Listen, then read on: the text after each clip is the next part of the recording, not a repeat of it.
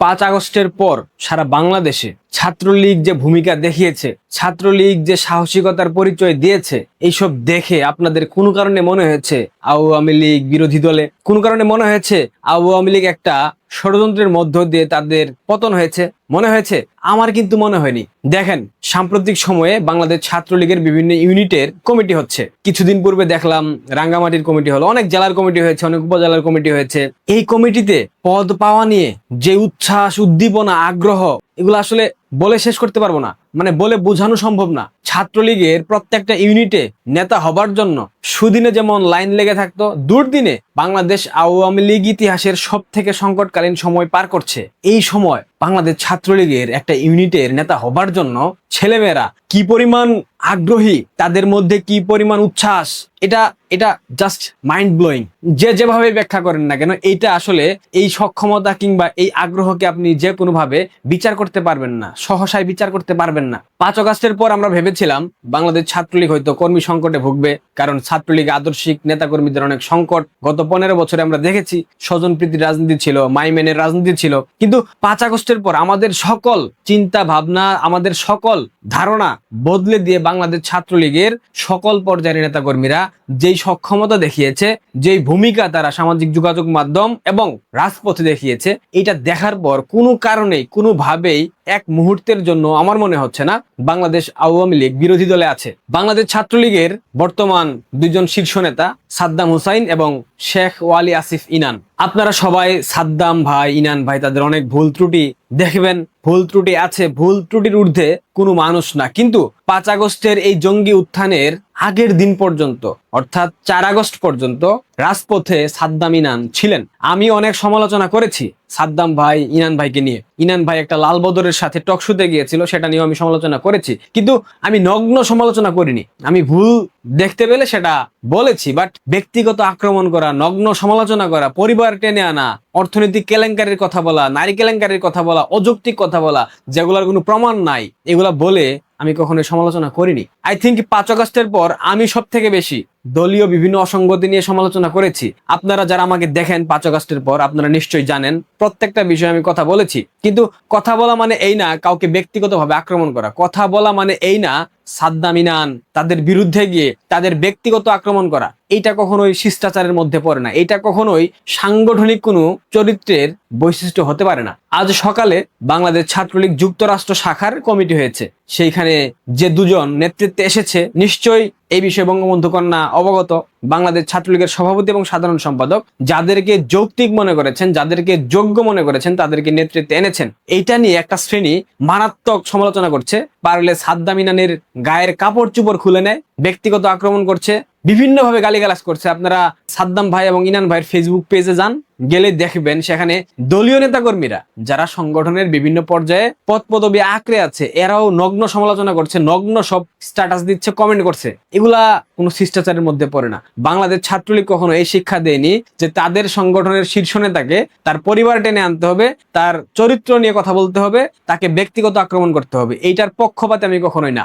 যুক্তরাষ্ট্র ছাত্রলীগের নেতা হবার জন্য একজন খুব সামনের সারিতে ছিল। 5 আগস্টের পর অনলাইনে তার ব্যাপক ভূমিকা, আমি কাউকে নাম নিয়ে কিছু বলছি না। 5 আগস্টের পর তার নিবেদন, দলের প্রতি তার অবদান, তার ভূমিকা নিয়ে কোনো প্রশ্ন নাই, এইখানে কোনো ব্যাখ্যা উপস্থাপন করা যাবে না। 5 আগস্টের পর তার ব্যাপক ভূমিকা ছিল এবং শুনেছি বিভিন্ন দলীয় নেতাকর্মীদেরকে অর্থনৈতিক সহায়তা করেছেন, যুক্তরাষ্ট্র প্রবাসী তিনি। আমি সব মেনে নিলাম। 5 আগস্টের পর তার ভূমিকা, তার অবদান, তার সব ঠিক আছে, বাট সে নেতা হতে পারেনি তার মানে এই না যাদেরকে নেতা বানানো হয়েছে শীর্ষ নেতা তারা দুজন অযোগ্য, তারা দুজন অনুপ্রবেশকারী। যদি তারা অযোগ্য হয়, অনুপ্রবেশকারী হয়, তাদের প্রমাণ সামনে নিয়ে আসেন, সামনে নিয়ে এসে দেখান। এবং একটা অভিযোগ আনা হয়েছে 20,000 কিংবা 22,000 ডলার লেনদেনের বিনিময়ে যুক্তরাষ্ট্র ছাত্রলীগের কমিটি হয়েছে, অর্থাৎ ছাত্রলীগের বর্তমান শীর্ষ দুই নেতা শেখ ওয়ালি আসিফ ইনান এবং হোসাইন সাদ্দাম, ওনারা দুইজন টাকা খেয়ে ছাত্রলীগের কমিটি করেছেন। এইটার প্রমাণ আপনারা সামনে নিয়ে আসেন। প্রমাণ নিয়ে আসলে তো আপনাদের পক্ষে কথা বলার মানুষের অভাব হবে না। আমি গ্যারান্টি দিয়ে বলছি, আমিও আপনাদের পক্ষে ডিফেন্ড করব, কিন্তু প্রমাণ নাই, অহেতুক একটা অভিযোগ আনলেন 22,000 ডলার খেয়েছে। এগুলা কি ধরনের আচরণ? এগুলা কি শিষ্টাচারের মধ্যে পড়ে? ছাত্রলীগের সভাপতি এবং সাধারণ সম্পাদক, ওনারা তো বয়সে আমাদের থেকে সিনিয়র, এবং যাকে নিয়ে বলছি তার থেকেও বয়স অনেক সিনিয়র। তার তো উচিত ছিল তার নাম্বারটা সেভ করার সময় ইনান ভাই লেখা ছিল না? আপনি যে সংগঠনের রাজনীতি করবেন সেই সংগঠনের সভাপতি এবং সাধারণ সম্পাদক আপনার সিনিয়র যদি নাও হয়, তাদের অধীনস্থ হয়ে রাজনীতি করতে গেলে তাদেরকে ভাই ডাকতে হবে। এটা শিষ্টাচারের মধ্যে পড়ে। সেখানে দেখলাম স্ক্রিনশটে ইনান বিএসএল লেখা, এবং এই কমিটি গঠন করার পর বা আগে এই মেসেজটা হয়তো বা দেওয়া, তাকে বলা হয়েছে কেন্দ্রের সাথে থাকতে, অর্থাৎ বাংলাদেশ ছাত্রলীগ কেন্দ্রীয় নির্বাহী সংসদের কমিটিতে তাকে যুক্ত করে নেওয়ার কথা বলা হয়েছিল। খুব বিনয়ের সাথে সাধারণ সম্পাদক শেখ ওয়ালি আসিফ ইনান এই কথা বলেছিলেন, বাট তিনি সেটা প্রত্যাখ্যান করেছেন। এটা কি শিষ্টাচার? প্রশ্ন করছি, এটা কি শিষ্টাচার? এটা কি একজন ছাত্র নেতার আচরণ হতে পারে? সাদ্দামকে সাদ্দাম ডাকা, ইনানকে ইনান ডাকা, এটা কি শিষ্টাচার? কখনোই শিষ্টাচার এটা হতে পারে না। দেখেন, যুক্তরাষ্ট্র ছাত্রলীগের কমিটি হয়েছে, সেখানে সহসভাপতি পদ ছিল, যুগ্ম সাধারণ সম্পাদক ছিল, সাংগঠনিক সম্পাদক ছিল, প্রচার সম্পাদক ছিল। আপনাকে সভাপতি কেন হতে হবে? এই প্রশ্নটা আপনারা করতে পারেন না? মানে এই প্রশ্ন আপনাদের জাগে না? কেন সভাপতি হতে হবে? সে যদি বাংলাদেশ ছাত্রলীগ কেন্দ্রীয় নির্বাহী সংসদের ধারণ ক্ষমতা কিংবা কেন্দ্রীয় নির্বাহী সংসদের গুরুত্ব, ন্যূনতম গুরুত্ব বুঝতো, অবশ্যই সে সাধারণ সম্পাদক শেখ ওয়ালি আসিফ ইনানের কথায় রাজি হয়ে কেন্দ্রের একটা পদবি নিত। তাকে যদি উপ আন্তর্জাতিক বিষয়ক সম্পাদক মনোনীত করা হতো, এটা কি যুক্তরাষ্ট্র ছাত্রলীগের সভাপতির থেকে বড় পদ হতো না? হতো কিনা? বাংলাদেশ ছাত্রলীগ কেন্দ্রীয় নির্বাহী সংসদ অনেক বড় জায়গা, এইখানকার একটা সদস্য পদ অনেক গুরুত্ব বহন করে। এটা বুঝলে কখনোই এই ধরনের স্ট্যাটাস ফেসবুকে আপনারা দিতেন না। যে ব্যক্তি সামাজিক যোগাযোগ মাধ্যমে স্ট্যাটাস দিয়েছে, পদবঞ্চিত হয়েছে, আমি তার ক্ষোভ, তার আক্ষেপ বুঝি। সে অনেক কষ্ট পেয়েছে এবং সে অনেক পরিশ্রম করেছে, সে যোগ্য ছিল। বাট যারা হয়েছে তারা তো জামাত শিবিরপন্থী কেউ না, তারাও তো যোগ্য, তাই না? তাদেরকে বিতর্কিত করা, এটার মানে কি সংগঠনকে বিতর্কিত করা হচ্ছে না? এটার মানে কি পুরো ছাত্রলীগকে বিতর্কিত করা হচ্ছে না? এটার মানে কি সাদ্দাম, ইনান তাদেরকে বিতর্কিত করা হচ্ছে না? এটার মানে কি বঙ্গবন্ধু কন্যাকে বিতর্কিত করা হচ্ছে না? বঙ্গবন্ধু কন্যা কি যুক্তরাষ্ট্র, যুক্তরাজ্য এই কমিটিগুলোর বিষয়ে অবগত না? অবশ্যই অবগত। প্রত্যেকটা কমিটি উনি দেখেছেন। উনার নির্দেশনা ছাড়া তো কমিটি হয়নি। যে যত ব্যাখ্যাই দেন না কেন, উনার নির্দেশনা ছিল। এই যে একজনকে আপনারা উপরে তুলতে গিয়ে বাকি সবাইকে খাটো করছেন, সাদ্দাম, ইনানকে আপনারা প্রশ্নবিদ্ধ করছেন, তাদের ব্যক্তিগত আক্রমণ করছেন, তাদের টাকা লেনদেনের অভিযোগ আনছেন তাদের বিরুদ্ধে, এগুলার প্রমাণ ছাড়া আনা কি ঠিক হচ্ছে? এগুলা কি সংগঠনের জন্য দীর্ঘমেয়াদে ভালো হবে? এইসব স্ক্রিনশট নিয়ে জামাত, শিবির, জাসি, বুবি শ্রীফাতরা ট্রল করছে।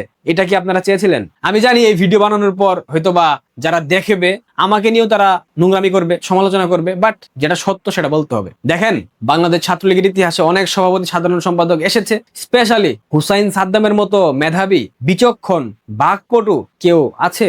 হুসাইন সাদ্দামের মতো একটা বক্তব্য দিয়েছে এমন কাউকে দেখান তো, দেখাইতে পারবেন? সমসাময়িক নাই তো। একই সাথে ইংরেজিতে, একই সাথে বাংলাতে স্পষ্টভাষী, মার্জিত ভাবে যেভাবে উপস্থাপন করেন, এবং ইনান ভাই সাংগঠনিক ভাবে ইনান ভাই অনেক বেশি চমৎকার কথা বলেন। আমি দালালি করতেছি না ভাই, আমি কিন্তু ছাত্রলীগ থেকে স্থায়ী বহিষ্কৃত ছাত্র নেতা, সত্যি বলতেছি। জুলাই মাসে আমাকে স্থায়ী বহিষ্কার করা হয়েছে। আমি দালালি করছি না, যেটা বাস্তব সেটা বলছি। একজন কি উপরে তুলতে গিয়ে আপনারা বাকি সবাইকে ছোট করছেন। এইখানে ইনডিরেক্টলি আপনারা বঙ্গবন্ধু কন্যার সিদ্ধান্তকে ছোট করছেন। এটা কি উচিত? মানে এটা কি ঠিক হচ্ছে? প্রশ্ন রাখলাম, আশা করি বুঝে দেখবেন, ঠান্ডা মাথায় ভাববেন।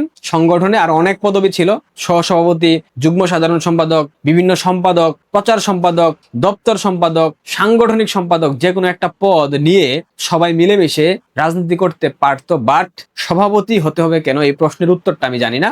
আর এইভাবে একজন নেতার কথোপকথনের স্ক্রিনশট সামাজিক যোগাযোগ মাধ্যমে স্ট্যাটাস দেওয়া, তাকে সরাসরি নাম নিয়ে সম্বোধন করা, এটা কতটুকু যুক্তিযুক্ত, এই প্রশ্নগুলোর উত্তর আপনারা আশা করি দেবেন। ভালো থাকবেন, ধন্যবাদ।